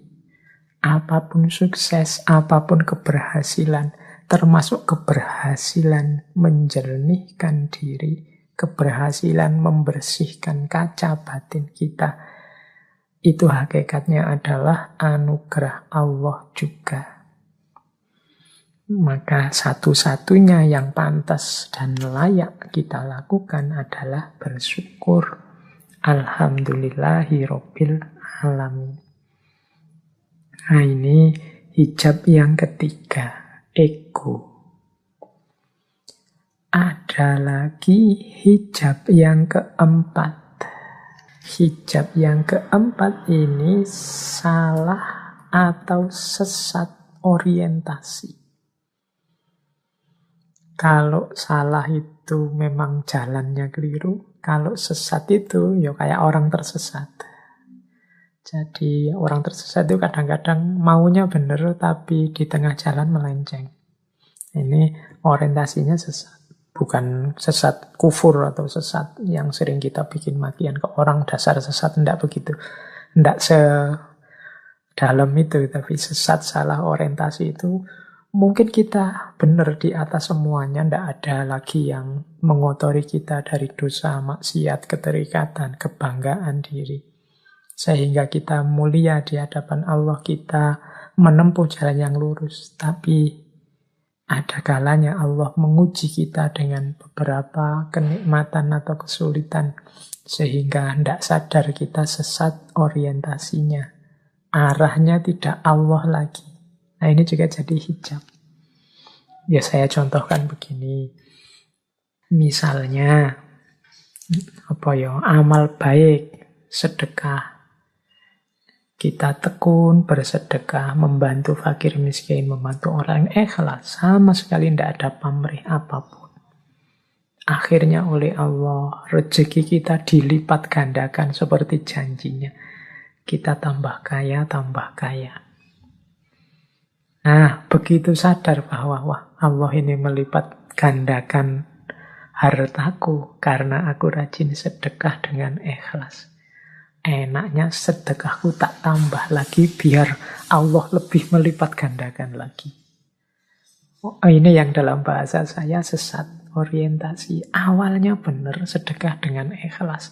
Tapi begitu oleh Allah diuji dengan kelimpahan rezeki yang lebih banyak, akhirnya sesat orientasi. Sekarang dia fokusnya gimana caranya rezekinya lebih banyak lagi. Biar Allah semakin menambah lagi. Sekarang fokusnya ke hartanya, bukan lagi ke Allahnya. Nah, ini sesat orientasi. Mungkin kita beribadah, apalah tahajud, puasa, Senin Kemis, duha, pokoknya amal ibadah kita luar biasa. Sehingga oleh Allah kemudian kita diuji dengan karomah-karomah kecil. Misalnya ucapan kita loh kok mandi, basa Jawa ini mandi. Ucapan kita kok ampuh ya. Kita ngomong apa gitu terus kok kejadian bener. Kita meramal apa beneran begitu. Kita lihat orang itu kita seperti bisa membaca dosa-dosa yang dia lakukan misalnya begitu. Karena ketekunan kita mendekat ke Allah, kemudian kita oleh Allah diuji dengan karomah semacam ini. Itu kalau tidak hati-hati. Karomah-karomah ini kemudian melahirkan tadi kebanggaan diri atau sesat orientasi. Sesat orientasi itu akhirnya fokus kita pada karomah-karomah ini. Oh, berarti kalau aku semakin dekat dengan Allah, ibadahku tak tambah. Semakin banyak ibadahnya, kesaktianku mungkin tambah dalam. Aku semakin bisa membaca masa depannya orang. Aku semakin bisa meramal apa yang akan terjadi. Orang yang menyalahiku akan takluk dengan sendirinya, jatuh dengan sendirinya. Nah, sekarang orientasinya ke sini. Ke karomah-karomah, ke kelebihan-kelebihan yang padahal itu hakikatnya ujian dari Allah. Ini juga mengotori kaca batin kita. Meskipun di level yang lebih tinggi. Ini yang dalam bahasa saya sesat orientasi. Hati-hati. Apakah itu dosa, kemaksiatan, keterikatan duniawi, atau ego kebanggaan diri. Ini kan mudah dideteksi karena negatif. Tapi kadang-kadang yang positif-positif juga membuat kita sesat orientasi. Kita lupa bahwa arah kita adalah rahmatan lil alamin dan ilaihi roji'un. Menyebarkan cahaya ke sekeliling kita dan kembali kepada Allah. Jadi berarti jalan kita yang sejati adalah jalan kembali pada Allah. Tidak yang aneh-aneh dan macam-macam, termasuk yang duniawi, yang sakti-sakti, yang dahsyat-dahsyat. Jadi ndak itu. Itu semua kalau ndak hati-hati akan menjadi hijab. Baik, kita lanjutkan. Kalau kita sih yang awam ya, teman-teman yang ngaji malam hari ini, kita levelnya mungkin masih harus bertarung dengan dosa dan maksiat ya. Kadang-kadang kita masih banyak dosa, baik yang sengaja maupun tidak. Kita masih memerangi yang paling dasar. Semoga kita pelan-pelan bisa membersihkan hijab-hijab dari yang paling dasar sampai yang paling tinggi. Sehingga nanti secara paripurna kita bisa ilaihi roji'un. Ayo belajar bareng-bareng, saling membantu, saling mengingatkan. Meskipun dengan adab dan akhlak yang sesuai. Baik, saya lanjutkan. Jadi ini hijab ya. Kalau kita sukses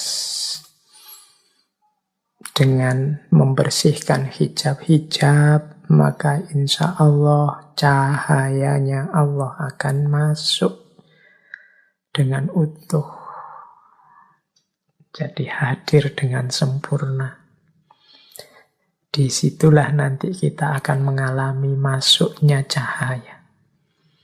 Dari berbagai sumber catatan saya ada berbagai indikasi tentang masuknya cahaya ini. Indikator-indikator hadirnya cahaya. Ini bagi yang mengalami saja. Yang tidak mengalami insya Allah nanti mengalami kalau kita serius. Ini kalau dalam dunia sufi istilahnya macam-macam. Ada yang menyebutnya kasyaf, ada yang menyebutnya syahadah, musyahadah, ada yang menyebutnya makrifat. Cirinya apa? Cahaya itu masuk dalam diri kita. Kaca cahaya kita terang oleh cahayanya Allah. Ini indikator pertama. Ini dimensi rasanya. Ini berarti kalau dimensi rasa yang ngalami, yang ngerti adalah exciting. Exciting itu saya tulis dalam bahasa Inggris ya, karena keyboardnya susah kalau dalam bahasa Arab. Exciting itu gembira. Jadi seperti gembiranya kita kalau mendapat kebahagiaan yang besar, sehingga yang lain-lain kecil semua. Mungkin bayangkan ya mudahnya kamu nembak orang yang kamu taksir, bertahun-tahun kamu incer, akhirnya kamu tembak dan diterima. Itu kan exciting, senangnya luar biasa. Kalau engkau mendekat ke Allah dengan serius, tiba-tiba hanya kebahagiaan saja yang engkau rasakan. Tidak ada lagi keluhan-keluhan, tidak ada lagi komplain-komplain dengan situasi real hidupmu. Kemungkinan cahayanya Allah sudah menyusup masuk dalam dirimu. Exciting, gembira yang luar biasa. Kemudian yang kedua, oceanic. Oceanic ini menyamudra. Apa ya menyamudra? Seperti samudra, engkau merasa luas. Apapun yang terjadi seolah-olah engkau bisa menampungnya. Ujian apapun yang hadir, engkau tidak tergetar. Semuanya engkau terima. Sebagaimana samudra yang bisa menampung apapun yang masuk dalam dirinya. Jadi oceanic. Rasanya meluas. Kalau exciting itu gembira luar biasa, oceanic itu rasanya meluas. Hatinya menyamudra. Fenomena apapun, peristiwa apapun dalam hidup mampu ditampung dalam dirinya tanpa ada keluhan, tanpa ada protes. Ciri yang ketiga, hadirnya cahaya adalah deeply moving. Deeply moving itu tergeraknya jiwa. Tergerak itu seperti orang terharu. Jadi batin kita itu sangat tersentuh. Itu namanya deeply moving. Di tempat saya sekarang baru hujan. Mungkin suaranya terdengar nggih. Kayak seperti lama tidak hujan-hujan, tiba-tiba hujan. Itu kan deeply moving. Alhamdulillah, kita rasanya terharu sekali dengan hadirnya cahaya ini dalam hidup kita. Entah tentang apa, entah dari mana hadirnya. Itu kita gembira sekali, batin kita meluas. Kita begitu tersentuh, begitu terharu. Terharu yang bahagia ya, bukan terharu yang seperti apa. Deeply moving itu mungkin kayak teman-teman yang sudah mati-matian nulis skripsi, bolak-balik ditolak, akhirnya ditanda tangani. Ujian lulus, exciting, oceanic, deeply moving. Kemudian elevating. Elevating itu elevate itu naik, mungkin bisa diartikan melayang. Jadi rasanya kita ini seperti terbang mengangkasa. Nikmatnya luar biasa. Itu melayang. Ini menjelaskannya rada susah ini ya, karena urusannya rasa. Pokoknya nanti momen-momen dulu kita pernah mengkaji peak experience. Itu cirinya tidak jauh dari situ. ada elevating. Kita melayang, rasanya nikmatnya luar biasa. Dan yang kelima, calmly itu tenang, sakinah. Jadi diri kita yang tenang. Ini seperti di surat At-Taubah itu kan. Ayat 40. Fa'anzalallahu sakinatahu alaihi wa ayyadahu bijunudin lam taruha. Maka Allah kemudian menurunkan rasa tenang dalam dirinya. Wa ayyadahu bijunudin lam taruha. Dan Allah menguatkannya, membantunya dengan bala tentara atau malaikat-malaikat yang tidak terlihat. Nah, jadi orang yang mengalami, merasakan cahaya dari Allah, batinnya akan tenang. Kegembiraan, kemudian rasa meluas, rasa tersentuh, rasa melayang, dan tenang yang luar biasa. Ini momen-momen ketika cahaya masuk dalam diri kita. Ini detailnya bisa kita lihat ulang ketika dulu kita membahas tentang peak experience. Oke, kita lanjutkan teknis-teknisnya yang berhubungan dengan cahaya. Nah, kita bahas juga terminal-terminal menuju cahaya. Jadi untuk menuju cahaya ini ya, kalau dalam dunia tasawuf dikenal makomat-makomat. Ini juga sering kita bahas. Secara umum ada beberapa terminal untuk kita menuju cahaya. Yang pertama adalah kesadaran. Atau dalam banyak terminologi para sufi, kesadaran di awal ini sering disebut dengan istilah taubat. Jadi kita itu kan masih banyak hijab-hijabnya. Tadi saya sebut ada dosa, ada keterikatan, dan lain sebagainya. Mari membangun kesadaran bahwa ada banyak kesalahan yang sudah kita lakukan, ada banyak salah jalan yang sudah kita tempuh. Maka mari kita insafi, mari kita bertaubat. Nah, ini level paling dasar, kesadaran. Ya kalau ndak ada taubat, ndak ada kesadaran ini, ya yang kotor tetap kotor, yang keruh tetap keruh. Naik satu level kalau sudah bertaubat, sadar segala kekurangan, segala kekotoran. Tahap selanjutnya adalah pembersihan. Pembersihan ini tazkiyah. Jadi mari kita bersihkan diri kita. Karena selama ini kita banyak kekotoran, yuk ayo dibersihkan dulu. Kalau dalam istilah tasawuf ada istilah takholli, membersihkan diri. Yuk kalau tidak dibersihkan, nanti kita melakukan yang baik-baik, jangan-jangan keliru, jangan-jangan salah. Wong batin kita sedang gelap. Kita nganggapnya baik, ternyata keliru, ternyata salah. Salah memakainya, salah menempatkannya, salah ruang dan waktunya, salah dalilnya, bisa macam-macam. Karena diri kita masih belum bersih. Maka perlu kita membersihkan dulu yang kotor-kotor, yang dosa-dosa kita tobati, kita berjanji, tidak kita ulangi lagi. Kalau masih ada hasud, masih ada dengki, masih ada iri, masih ada kesombongan, ayo dihapus semua. Ini makom selanjutnya. Kalau sudah tazkiyah, sudah takholli, baru kita tahalli, pendekatan kepada Allah. Namanya muqarabah.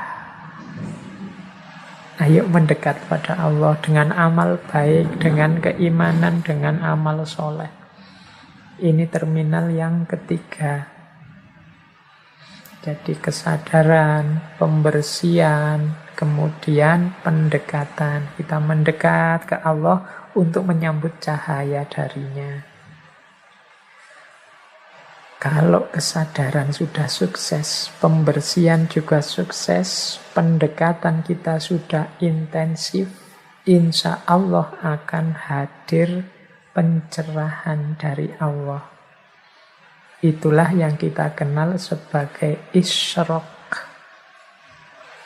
Jadi isyraq itu cahaya yang diberikan oleh Allah.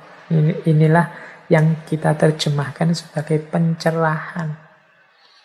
Kalau di barat diistilahkan sebagai enlightenment.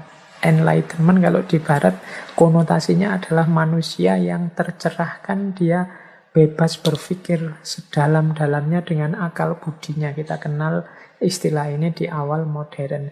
Tapi isyraq ini adalah pencerahan yang sumbernya dari Allah.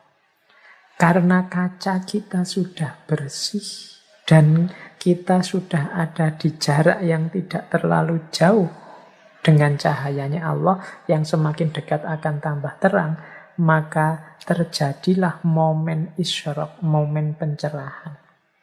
Cahayanya Allah masuk dalam zujajah kita, dalam cahaya diri kita. Ini kalau pakai logika yang awal tadi, sebenarnya Allah itu selalu melimpahkan hidayahnya, selalu mencerahi diri kita, hanya saja batin kita kotor sehingga cahayanya Allah tidak masuk, atau jarak kita terlalu jauh dari Allah sehingga kecil saja cahaya itu tertangkap. Maka setelah kita taubat tazkiyah dan mendekat muqarabah, maka cahayanya Allah tertampung. Cahayanya Allah masuklah dalam diri kita. Itulah momen isyraq. Hasilnya pencerahan apa? Ya hasilnya adalah kecerahan. Karena tadi sudah mengalami pencerahan, sekarang lahirlah kecerahan. Kecerahan itu dalam dunia tasawuf dikenal sebagai kasyaf. Sekarang terlihat semuanya. Sekarang tampaklah segala yang kemarin rahasia-rahasia, kemarin tertutupi tidak terlihat, hari ini tampak semua, terlihat semua. Itulah kecerahan atau kasyaf. Jadi kasyaf itu muncul ketika hijab sudah lenyap dan cahaya hadir. Makanya mukasyafah itu dalam pandangan saya selalu gandeng dengan musyahadah. Dan musyahadah itu menunjukkan situasi diri yang ma'rifat. Ini para sufi kadang menggunakan istilahnya berbeda-beda. Ada yang menggunakan istilah mukasyafah, ada yang menggunakan istilah musyahadah, ada yang menggunakan istilah ma'rifat. Mukasyafah itu berarti yang dilihat adalah momen ketika jiwa kita jernih sehingga semuanya terbuka. Kasyaf itu kan terbuka. Semuanya sekarang terlihat. Kalau musyahadah ini merujuk momen karena semuanya terlihat, sekarang aku musyahadah. Bisa menyaksikan semuanya. Yang kemarin terhijab oleh macam-macam. Dan karena aku sudah mampu musyahadah, maka sekarang diri ini kategorinya ma'rifat. Jadi makom jiwanya makom ma'rifat. Jadi ini menurut saya 3 istilah dengan konotasi yang sama, hanya berbeda levelnya. Jadi yang lebih fokus melihat ketersingkapannya menyebutnya mukasyafah. Yang lebih fokus melihat syahadahnya, melihat aktivitas diri yang mengetahui banyak hal sekarang dari semula tidak tahu apa-apa, menyebutnya musyahadah. Dan yang lebih fokus melihat kondisi diri dari tidak tahu sekarang menjadi tahu, menyebutnya dengan istilah ma'rifat. Seperti Imam Ghazali. Jadi mukasyafah, musyahadah, ma'rifat itu satu kondisi setelah hijab lenyap dan cahaya hadir. Baik, semoga teman-teman sudah bisa menangkap serba sedikit penjelasan kita malam hari ini tentang cahaya. Materi terakhir, cahaya dalam bentuk ilmu. Orang-orang tadi yang mengalami ma'rifat, mukasyafah, musyahadah, ini kan kita menyebutnya orang dengan kualitas yang luar biasa. Tapi jangan lupa, di antara hidayahnya Allah, antara lain bentuknya adalah ilmu. Di antara cahaya adalah ilmu. Tadi saya sebut kisahnya Imam Syafi'i dengan gurunya Imam Waqi'. Yang Imam Syafi'i merasa ada kesulitan-kesulitan menangkap pengetahuan, dijawab oleh Imam Waqi', engkau terlalu banyak maksiat, sehingga ilmumu tidak nyampe, jiwamu gelap. Ketahuilah bahwa ilmu itu cahaya, berarti ilmu juga jenisnya cahaya. Jadi ini konteksnya sedikit berbeda dengan cahaya di atas cahaya tadi. Saya pinjam sebentar teorinya Imam Ghazali di Ihya untuk menjelaskan cahaya dan ilmu. Menurut Imam Ghazali, ilmu itu ya cahaya, cuma jangan lupa cahaya ilmu itu ada kalanya menerangi diri sendiri saja, ada kalanya menerangi orang lain saja, ada kalanya, dan ini yang ideal, menerangi diri sendiri dan orang lain. Jadi teman-teman ini kan hakikatnya sedikit-sedikit sudah mengalami cahaya, paling tidak cahaya ilmu. Jangan lupa ada 3 kategori tadi. Cahaya ilmu itu ada kalanya menerangi diri sendiri saja. Maksudnya apa? Orang yang punya ilmu, ilmuwannya sangat berkualitas. Dia manusia yang utama, tapi manfaatnya untuk sekeliling kurang. Jadi dia terang tapi dalam dirinya sendiri saja. Dia manusia unggul yang luar biasa, tapi dalam dirinya sendiri saja. Manfaatnya ke sesama perlu dimaksimalkan lagi, biar tidak hanya menerangi dirinya sendiri saja. Ini seperti lampu yang terang di lampunya saja, tapi tidak menerangi yang lain. Ini juga kurang. Ada lagi yang sebaliknya. Bercahaya menerangi yang lain saja, dirinya sendiri tidak. Ini seperti mungkin orang-orang yang sukanya menasehati orang, ilmunya tinggi untuk nuntun orang, untuk menerangi orang lain, tapi dirinya sendiri tidak menjalani. Orang lain jadi baik, jadi berkualitas, jadi semakin dekat dengan Allah karena dirinya, tapi dia sendiri karena tidak menjalani, ya kualitas hidupnya tidak naik-naik. Nah, ini orang level 2. Ini mungkin untuk teman-teman yang kebetulan jadi ustadz, kebetulan punya momen untuk khutbah, untuk ceramah, untuk nuntun masyarakat di level apapun. Hati-hati jangan jadi yang kedua. Ini ibaratnya seperti lilin. Dia menerangi sekelilingnya, tapi dia sendiri leleh dan hancur. Jadi menerangi yang lain saja, tapi tidak menerangi dirinya sendiri. Ada yang dirinya sendiri saja tidak ingin berbagi, jadi dia sangat berkualitas, tapi sekelilingnya tidak. Kalau bisa ya yang nomor 3. Kita ini sedikit-sedikit punya ilmu, ya kita jalankan untuk meningkatkan kualitas hidup kita, sekaligus juga kita terangi yang lain yang di sekeliling kita. Dari situlah nanti ilmu akan memberikan manfaat dalam hidup kita dan juga hidupnya orang lain. Ini nanti akan membantu kita dalam perjalanan kita menuju Allah, membersihkan jiwa kita sehingga terang dan menangkap cahayanya Allah. Oke, terakhir teman-teman, ini ada hubungannya juga dengan cahaya. Tiba-tiba saya teringat dengan Nabi Yunus. Nabi Yunus ini salah seorang nabi yang nanti di salah satu momen dakwah beliau pada umatnya mengalami 3 kegelapan sekaligus. Teman-teman mungkin masih ingat ya kisahnya Nabi Yunus yang ditelan oleh ikan paus. Ceritanya begitu. Sengaja saya angkat bagian terakhir ini dengan kisahnya Nabi Yunus karena saya melihat hari ini kita banyak berkubang dalam kegelapan-kegelapan. Kegelapan pandemi, mungkin kegelapan situasi global, kegelapan ekonomi, kegelapan politik, kegelapan macam-macam. Banyak sekali kegelapan-kegelapan. Cirinya orang dalam kegelapan itu sederhana, dia bingung. Jadi mana yang benar, mana yang salah. Mana yang warna hijau, mana yang warna kuning, dia tidak bisa menentukan. Itu biasanya orang yang hidup dalam kegelapan.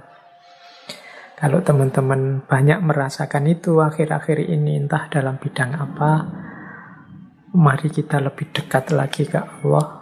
Seperti Nabi Yunus. Nabi Yunus itu mengalami momen ditelan oleh ikan paus, sehingga mengalami 3 kegelapan sekaligus.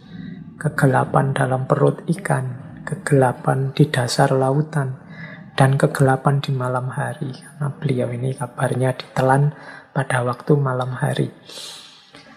Dan dalam kegelapan itulah Nabi Yunus memperbanyak mendekat ke Allah dengan mengucapkan lafal La ilaha illa anta subhanaka inni kuntu minadz zalimin. Ya Allah, tidak ada Tuhan selain Engkau, Maha Suci Engkau. Sesungguhnya aku ini termasuk orang-orang yang zalim. Jadi dalam kalimat ini ada kepasrahan total kepada Allah, sekaligus pengakuan bahwa akulah yang banyak melakukan kezaliman selama ini. Akulah yang banyak melakukan kesalahan selama ini. Aku ini hambamu yang banyak melakukan kekeliruan. Nah, dalam kebingungan-kebingungan kita, mari kita perbanyak kalimat dari Nabi Yunus ini plus kesadarannya. Jadi kita sadari bahwa mungkin segala kebingungan, segala kegelapan hari ini itu antara lain karena andilku sendiri dengan kezaliman-kezaliman di levelku. Maka aku bertobat dan aku pasrah sepenuhnya kepada Allah. La ilaha illa anta subhanaka inni kuntu minadz zalimin. Baik, saya kira itu teman-teman sesi kita malam hari ini. Kurang lebihnya mohon maaf, silahkan dicari sisi-sisi yang relevan untuk hidup teman-teman semua dari sesi malam hari ini. Kurang lebihnya mohon maaf. Wallahul muwaffiq, wallahu a'lam bissawab.